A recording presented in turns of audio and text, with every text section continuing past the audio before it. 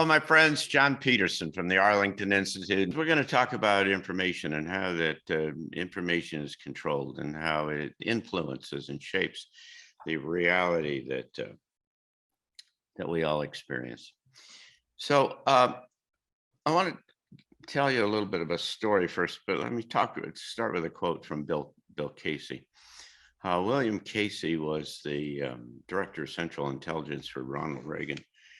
Back when I went through the White House a little bit. And Bill Casey was famously said, "We'll know our disinformation program is complete when everything the US public believes is false."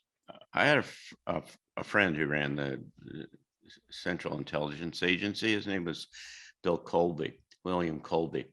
And I met Bill after he got out of the government, and he was running around the country talking about how there was far too much money being spent in the United States on armament. We had budgets of more than all of the other countries total, and we became friends because we ended up on the same speaking platform sometimes. And Bill Colby was infamous, some people say. Because back in 1975, Frank Church, who's senator from Arizona, I think, had the famous kind of church hearings where he kind of systematically took apart the CIA and the different kind of very deep programs that they had. Colby was an interesting guy. Colby, very much a Cold Warrior, and had been involved in a whole lot of things, but Bill had a deep kind of commitment to Christianity in the form of Catholicism. And he felt very strongly about the ethics that are associated with Catholicism. So when they called him up into the testimony on this Senate committee and started to systematically ask him questions about what was going on inside, he literally went back to his people in the agency and said, "Tell us, make me a list of all of our jewels, the hidden things that we just really don't want to tell anybody about, that we've had forever." And I don't know the mechanics of quite how it happened, but that they became the subject systematically of this discussion. So on one of these times, Frank Church said to Bill Colby, this is in 1975, he says, does the CIA have any people that are on staff, that are paid, that are on staff with the media in the United States? And Colby said, "Yes, sir, we do." And Church said, "Well, how many are they?" And he said, "Well, there's at least 800." He kind of hedging himself on the low end.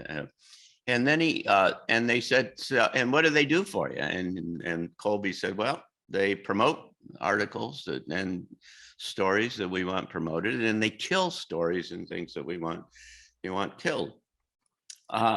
And that became the beginning of kind of an unpacking. And 2 years later, what you had is books starting to come out about all of the things that the CIA did, and particularly in terms of manipulating kind of information. As it turns out, those people who are on the inside and follow this stuff closely with the intelligence community now estimate that fully probably a third of the agency's budget it goes to maintaining and supporting and paying these individuals who are within the media all around the world. And that's estimated that maybe there's 2,500 of them by now, and that they have systematically infiltrated and found their way into all of the major media throughout the world. The kind of degree and the depth in which the intelligence community has infiltrated the media is really quite extraordinary. They clearly were at the beginning of kind of funding Google and Facebook and any number of other of the social media platforms. When Jeff Bezos decided that he wanted to buy the Washington Post for $800 million. It turns out that he got about an $800 million contract from the CIA for information technology, web support kind of services. He just got a multi-billion-dollar contract a week ago, and so on, and so you wonder if for someone who would be listening to this and say, oh, I can't believe that all of the media, the mainline media, is controlled. You just haven't been doing your homework, because this has been a systematic kind of approach from a long time ago. The importance of that is that none of us really know what we know, we think we know, and we certainly don't know what we don't know. Everything that we think we know is essentially in the areas that we're talking about here, about what's going on in the world and geopolitics and such, are all mediated. They all come through the media in one way or another. I mean, I don't know anything for sure that's going on outside of what I can see right now. And then you can make all kinds of arguments about whether that's manipulated in some way. But so the fact is that if you can control and you can manipulate and shape the media, and particularly if people don't know that it's happening and they believe the outlets, the media, then what you do is you have captured, of course, their whole kind of reality. And there are a great number of people in the world today whose whole reality has been captured by this system that has been systematically put in place over time. There's also questions about whether the truth can come out through things like the judiciary and through and there's very good reason to believe. I certainly got my start in politics in Chicago, and let me tell you, in Chicago and Mayor and Richard Daley, Chicago, it was very clear that if you wanted to control things, you got the judges, right?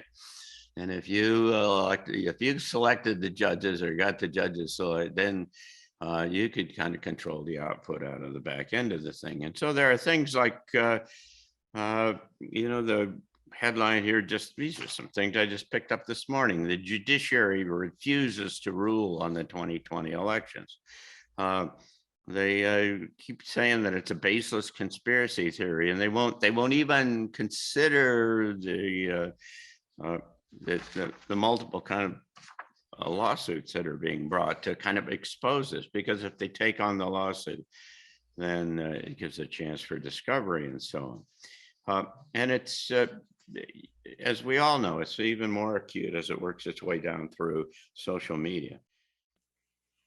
If you found that helpful and interesting, and you haven't done so already, why don't you just click on the link below and give us your email so that we can send you alerts for the next segments of PostScript. We'd love to be able to tell you beforehand when things are coming downstream, so you don't have to go look for them. And this is the best way to do that. We assure you that we won't share your information with anyone else. Thanks.